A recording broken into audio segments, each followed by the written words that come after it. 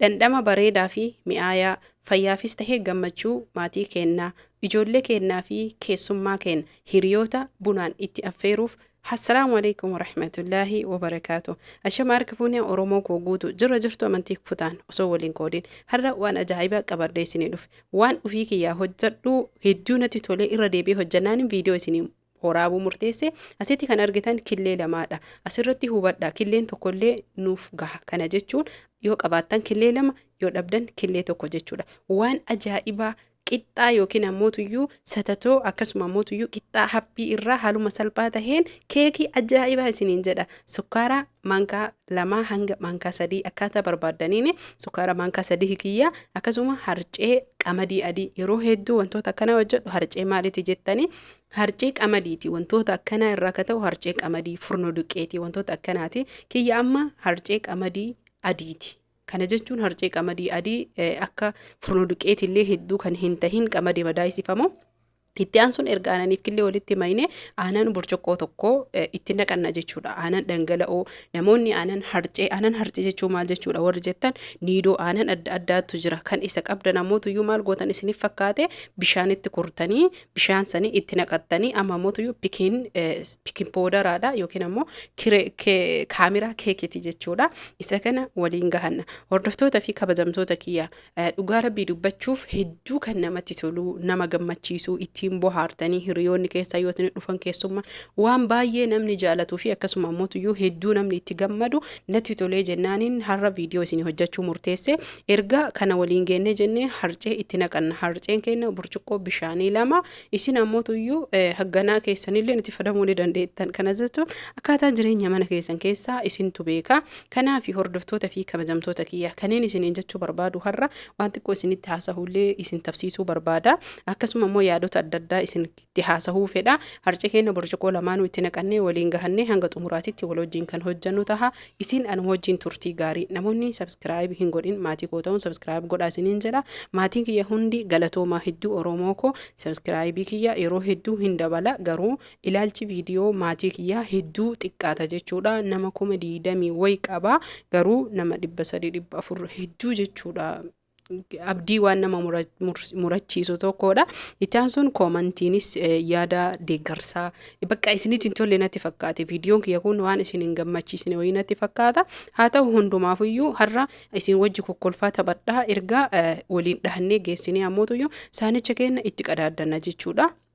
Itti qadaannee daqiiqaa 20 fi lafa kaayanna harfuura akka baafatu yookiin akka tasgabbaa'ee xiqqoo wal fudhatu jechuudha. Ergasii eelee erga ibiddarra keennee jenne haaluma amma sitti argitan kanaan itti naqannee eelee keenya oowwifnee sirritti hubattanii wanni isin sirritti beekuu qabdanii midhaan kana yogguu hojjannu yookiin yeroo hojjannu ibidda laafaa tahuu qaba.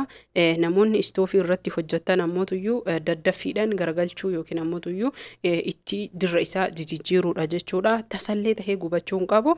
Eeleen isatti fayyadamnu maaliidha yoo naan jettan eeleen isatti fayyadamtan maxbashaadha. Maxbashaan sirritti filatamaadha. Maxbashaa xiqqaa irratti yoo fayyadamtan hedduu bareedaadha. Asirratti ammoo maxbashaadhaan maabiraatiitti sakkamee sokkeettiin hojjetamullee hin jira ifaadhaan jechuu isarratti illee hojjechuu ni dandeettanii. Haaluma kanaan eegaa bilcheessaa akkamitti akka itti naqnu ammoo maxbashaa keenya erga qulqulluu tahee akkuma reef argitan kanatti cilfaadhaan fuunee itti naqnaa burcuqqoodhaan waan barbaadaniin jechuudha. Kana jechuun kiyya sirritti isinii ifa jedhee yaada. Maxbashaa sanii hagamtuu cilfaa tokko gahamoo cilfaan nama fayyadamu kun baay'ee xiqqaadha jechuudha. Keessattuu shamarran keenya kan biyya Arabaa keessaa fi Suudi Arabiyaa jiraatan buddeena haala kanaan fayyadaman jechuudha. Ni yaadattan ni beeytanii mi'aasti koomantii barreessa namoonni haala sanii fayyadamtanii yookiin ammoo nama hojjetu argitan jechuudha. Ani haala kanaan hin hojjedha. Haa ta'u malee garaagarummaan buddeenaa fi kan har'a hojjetaa jirru garaagara. Akkaataa ibidda bilcheessinu tokko ta'e malee isiniin jechuu barbaada. Haala kanaan fayyadamuu qabdanii. Itti aansee namoota hedduutu gaafii adda addaa na gaafattan. Namootiin gaafii adda addaa na gaafattan hundi keessanuyyuu yuutuubii kiyya jalatti wanni isin na gaafattan waan achi jala jiru yookiin ammoo qaama saalatu na ho'isisaa, na shifinii na'aa, dhangala'oo adda addaatu narraa yaa'aa, duudan na dhukkubaa, mataan na dhukkubaa, forforii qabaa, rifeensi ni ciccitaa, dheerachuu didee wantoota akkanaa kana har'a as keessatti silaafuu viidiyoon ka isaa ta'e osoo hin tahin viidiyoon kun har'a viidiyoo ittiin bohaarru ka ittirraa barannu ka ittiin bashannannu waan ta'eef jecha hojjetaatumaan isin wajjin tattaphataa isin wajjin haasahuu barbaade itti aansinee jechuudha. Haaluma kanaan bilcheessaa viidiyoodhaan na gaafattan hunda isaatu achi jalatti argattan hubadhaa ammas jechuudha. Viidiyoon kun kan tureedha. Viidiyoo chaanaala waggaa lamaaf deema waggaa tokkoof wayi akkasii. Kanaafi chaanaalli waggaa lamaa viidiyoo jala deemnee soquun barbaachisa. Itti aansee ammoo ani waggaa lama haa ta'u malee viidiyoo hedduu irra gadhiisa kadileet jalaa godhufaatu jira. Dhugaa isinitti haa himu viidiyoo gara 60 olii hin laallamu bakka akkanumatti ilaalee natti baay'atee na jibbisiise kan irraa haqetu jira jechuudha. Hordoftoota fi kabajamtoota kiyya. Akkuma sitti argitan kanatti erga bilcheessinee yookiin ammoo tuyyuu ibidda suutaan hir'isnee bilcheessinee geessinee maal akka goonu walumaan kan laallu tahaa. Isin ammoo hanga xumuraatitti na wajjin tura. Ammas irra deebi'uun namoonni subscribe goone subscribe godhaa isiniin jedha. Warri ammoo maatii kiyya taatan nammootu koomantii barreessaa laayikii keessattuu laayikii tuqummee obboleeyyan kiyya maal isinirraa hir'isaa maal isinii dabala.